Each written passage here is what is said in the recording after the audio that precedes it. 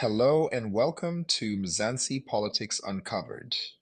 In today's episode, we are going to discuss the UIF incompetency, how the Department of Labor is failing South Africans. South Africans are struggling.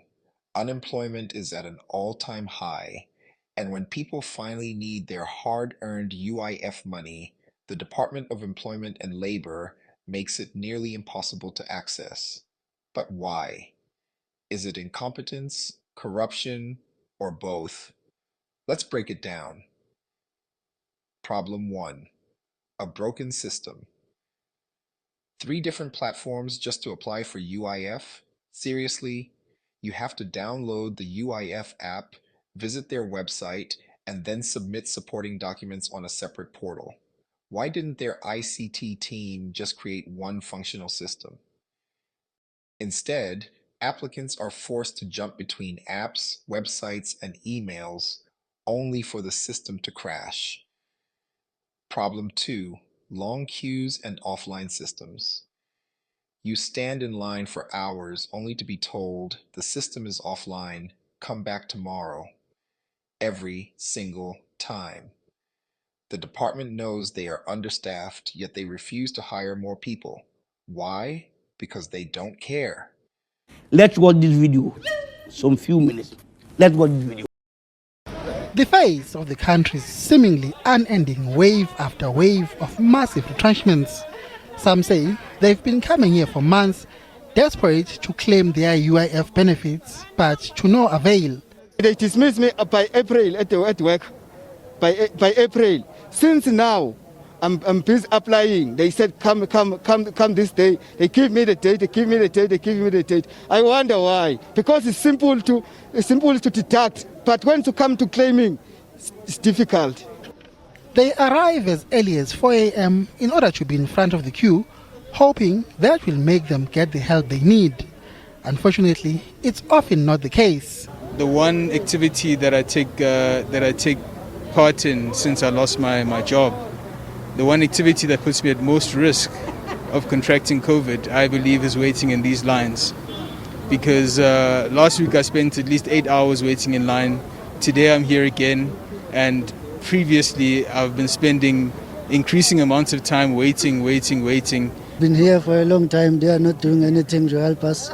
Even last week I was here. They got a message that my UIF was rejected. We don't know for what. For the first and the second, I did get the money, but the only thing that worries me, we don't know when are you getting it, because they only pay you, and then we have to come and sign, and then it takes 2 to 3 months. It's nothing happening. So you have to come back again and ask them, do the inquiries and find out when are you going to get your money. So you don't like now.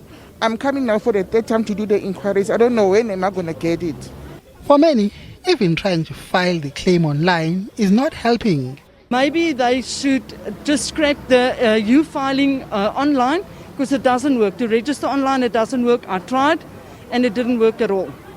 So maybe if they can take that away, then people won't waste their time at home trying to register online, and in the meantime you still got to come in here and stand in all these queues for hours and hours. I mean, I've been here Tuesday, Wednesday, Friday and today, and it's ridiculous. Then at 10 o'clock, an official came out and cut the queue, telling the rest to go back home and come back another day. The Labour Centre does not have a manager and is short-staffed. They know that we are not working. We use the last money to come here. After all, they just cut at 10 o'clock. That's wrong, really. That's wrong. Earlier, a frustrated UIF claimant took out his anger on this security guard. This morning, I was sorting the line by 7 o'clock. There was one gentleman that was standing aside of the line. And then when I took out the older people and put them in front, they just came to me and hit me just because they said he was here for a long time. Problem 3.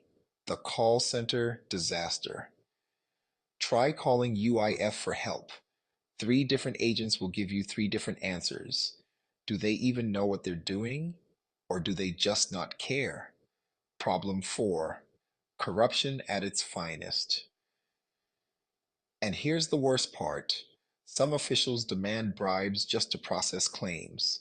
UIF was created to help South Africans struggling, yet corrupt officials are turning it into a money-making scheme while ordinary people suffer. Let's watch this video. Some few minutes. Let's watch this video. Unemployment Insurance Fund Commissioner Teboho Marupeng admits that there are employees allegedly soliciting bribes to expedite claims. Marupeng says he's had first-hand experience during his unannounced visit to a Soshanguve centre, where he was asked to pay a 400 rand bribe. The commissioner says disciplinary processes are underway against the culprits. I went to Soshanguve in one of an uninvited visit, or we call it a mystery shopper. And guess what? To my surprise, someone asked me to pay 400 rands for them to process my claim. They didn't know you were the commissioner. They didn't know I was a commissioner. So we paid the 400 rands because we wanted to see what South Africans go through every now and again. So we paid the 400 rands. I was with the CIO. We paid the 400 rands. We walked through the process. And then we went to the police to report the case. But I did alert South Africans that we've picked up such kind of behaviors in one of our centers. And we reported the police the case to the police, we opened the case. 3 of the security guards that were involved have been dismissed. We are having a disciplinary process for the other staff members that were involved in the process. And I went to another center, again as a mystery shopper, picked up that people have been complaining that some people send us home at 12. They say we are not processing. So I went there wearing overalls, and they sent me home at 12. They said, no, we don't process at 12. So we took that supervisor to task again. So some of these things, I've raised them myself. I've been there to the centers to pick up some of these issues. So some of the issues they are raising are not really unfounded. There's basis to them.